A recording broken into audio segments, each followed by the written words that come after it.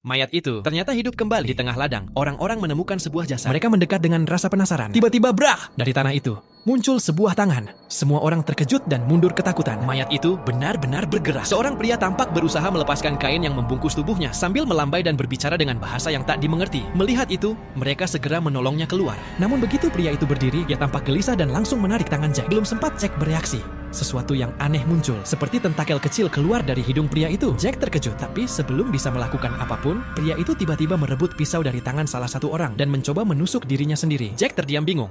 Tiba-tiba, tentakel lain keluar dari mata dan mulut pria itu. Jack segera mencekik lehernya, namun pria itu punya kekuatan luar biasa. Ia membalikkan keadaan dan menekan Jack ke tanah. Jack berusaha melawan, tapi tentakel itu terus bermunculan, menyerangnya tanpa henti.